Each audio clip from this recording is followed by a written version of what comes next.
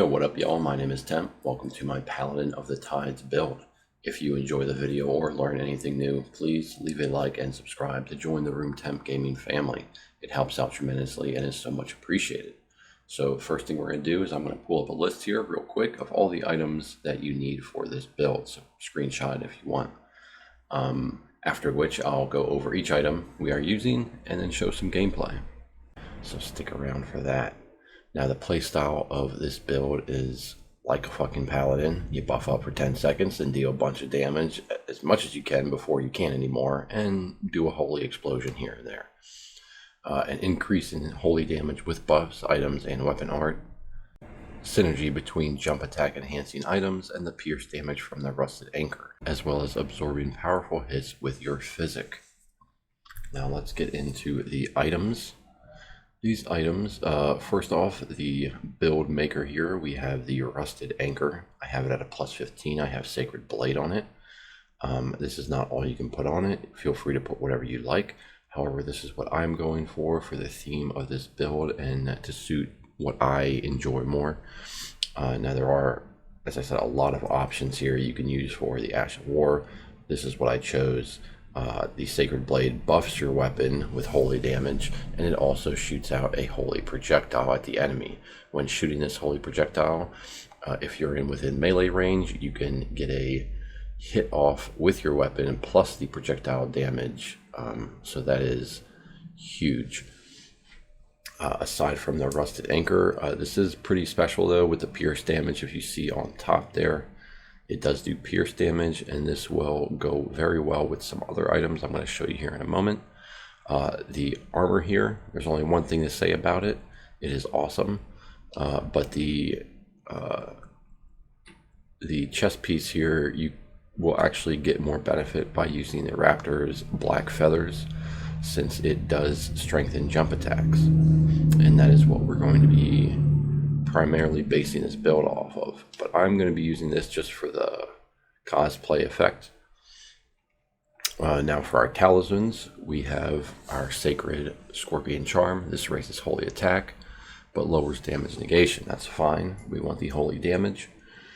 We have the Claw Talisman and the Spear Talisman. We have enhancing jump attacks and enhances counter attacks unique to thrusting weapons.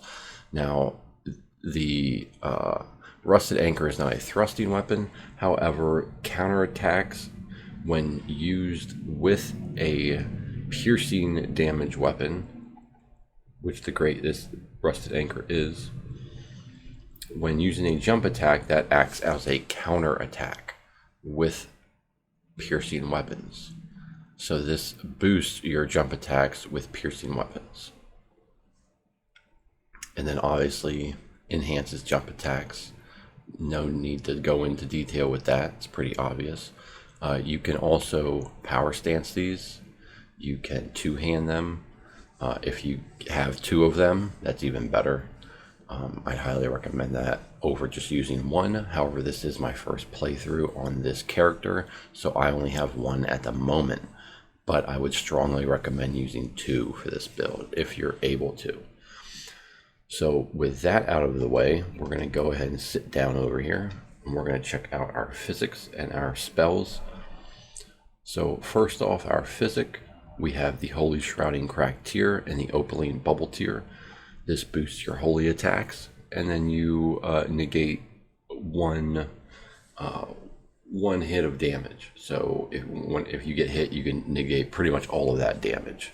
So you can buff up, get a bunch of damage in, and not have to worry about trading hits with anybody.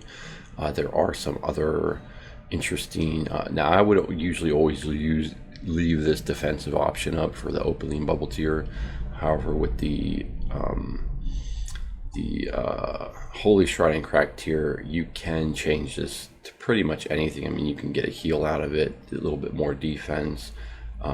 You can get a little bit more stance break, charge attacks. You reduce your equip load if you really need that. I don't think anyone really does though. Boost your strength, boost X. You know, there's some other options you have. I don't have all of them here. If you have some that work better, leave a comment. Let me know what you came up with. Now the spells here, the spells aren't super in line with all of this. However, I do want Golden Vow. Golden Vow is a big deal. It will increase attack power and defense for yourself and any other allies near you. And then just for funsies, we have the Wrath of Gold. This thing is actually pretty devastating.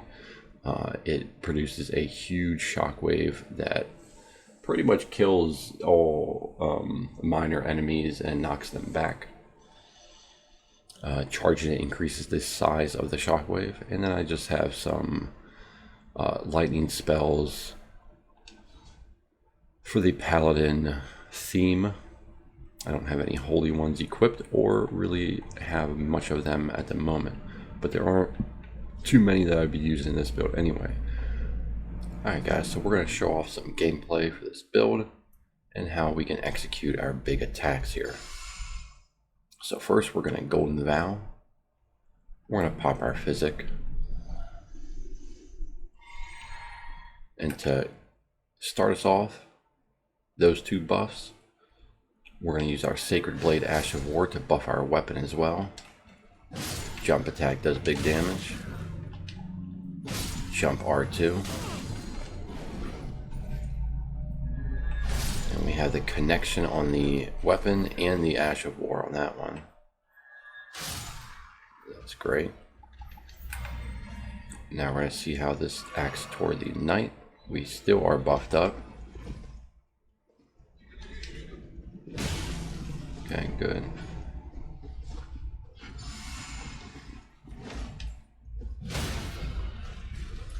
Easy.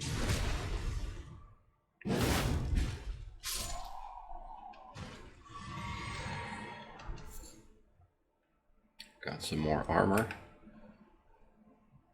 Alright, now we're going to show off a little bit of Wrath of Gold. These guys do have shields, but that's okay.